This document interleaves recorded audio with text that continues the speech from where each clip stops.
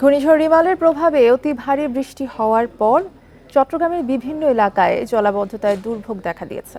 নগরীর কাতালগঞ্জ এলাকায় পানিতে ডুবে গেছে অনেক বাড়িঘর ও দোকানপাট। সকাল থেকে ভারী বৃষ্টি না থাকলেও পানি নামার ড্রেন নালা পরিষ্কার না থাকায় জলাবদ্ধতায় ভোগান্তিতে পড়েছেন স্থানীয়রা। জলাবদ্ধতার কারণেই ব্যাহত হচ্ছে তাদের স্বাভাবিক জীবনযাত্রা। দুপুর পর্যন্ত ২৪ ঘন্টায় চট্টগ্রামে ১১৪ মিলিমিটার বৃষ্টিপাত রেকর্ড করেছে আবহাওয়া অফিস। এছাড়া আগামী ২৪ ঘন্টায় চট্টগ্রাম ও আশপাশের এলাকায় মাঝারি থেকে ভারী বৃষ্টির পূর্বাভাস দিয়েছে তারা।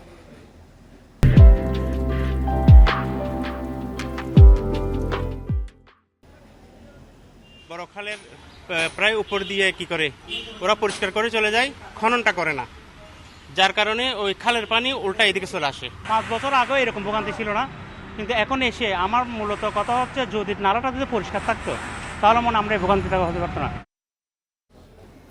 এদিকে ঘূর্ণিঝড় রিমালের প্রভাবে চট্টগ্রাম মহানগরীর বিভিন্ন এলাকাতেও জলাবদ্ধতায় দুর্ভোগে পড়েছেন নগরবাসী। এ বিষয়ে আরো জানাতে চট্টগ্রাম থেকে আমাদের সাথে আছেন সহকর্মী অনুপম শীল। অনুপম, চট্টগ্রামের কোন কোন এলাকাতে সবচেয়ে বেশি জলাবদ্ধতা হয়েছে এবং এই রাস্তার পানি সরাতে সিটি কর্পোরেশনের পক্ষ থেকে আসলে কোনো উদ্যোগ নেওয়া হয়েছে কিনা এখনো?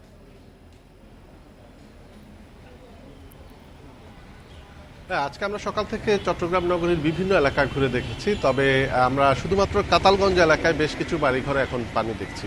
মূলত এটি যে জলাবদ্ধতার পানি, আসলে সেটি ব্যাপারটা একটু অন্যরকম। অর্থাৎ এইখানে যে বাড়িগুলোতে পানি উঠেছে এই বাড়িগুলো বেশ পুরনো এবং এই বাড়িগুলোর যে উচ্চতা সেটি এখানকার যে সমস্ত ড্রেন বা নালা আছে সেই নালার চেয়ে কম, যে কারণে গতকালকে যখন এই সমস্ত এলাকায় পানি উঠেছিল প্রায় কোমর সমান পানি ছিল, তার ফলে রাস্তা বা আশেপাশে অন্যান্য এলাকার যে পানিগুলো ড্রেনের মাধ্যমে চলে যেতে পারলেও এই পানিগুলো এই সমস্ত বাড়িঘরে আটকা পড়েছে। এরকম এই এলাকায় বেশ কয়েকটি বাড়িতে এই অবস্থা তৈরি হয়েছে এবং এটি এখানকার বাসিন্দাদের এক বড় ধরনের একটি ভোগান্তির কারণ হয়ে দাঁড়িয়েছে।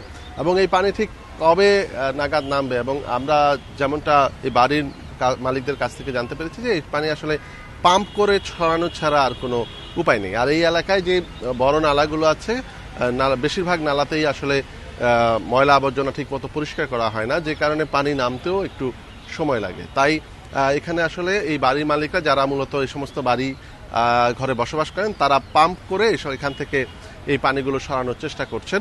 এবং যদি আজকে আবার ভারী বৃষ্টি হয় তাহলে কিন্তু তাদের এই যে বর্তমান এখন যে পাম্প করে পানি সরানোর চেষ্টা করছেন এটি আবার বিফলে যাবে, অর্থাৎ আবারও পানি এখানে এসে যুক্ত হবে। এই জন্য আজকে সকাল থেকে দুই এক দফা মাঝারি বৃষ্টি হলেও মানে ভারী বৃষ্টি না থাকার পরেও এই যে বাড়িগুলো বা বাড়ির মালিকদের যে ভোগান্তি সেটি কিন্তু কাটছে না। এর বাইরেও আমরা দেখেছি যে নগরীতে আরও বিচ্ছিন্ন কয়েকটি জায়গায় এরকম এই ধরনের নিচু জায়গাগুলোতে বিশেষত পানি সরতে পারেনি এবং এর ফলে সেখানেও আসলে রাস্তাঘাটে মানুষের চলাচলে একটু বেশ অসুবিধাই হচ্ছে বলা যায়।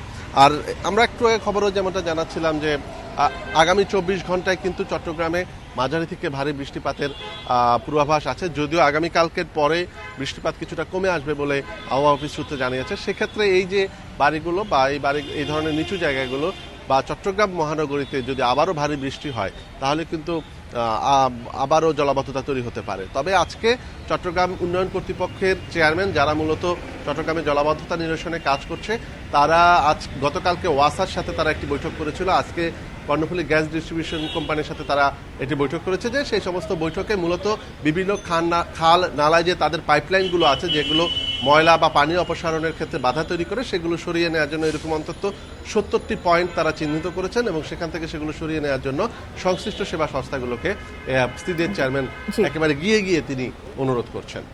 জি, ধন্যবাদ আপনাকে। অনুপম শীল জানাচ্ছিলেন চট্টগ্রাম থেকে।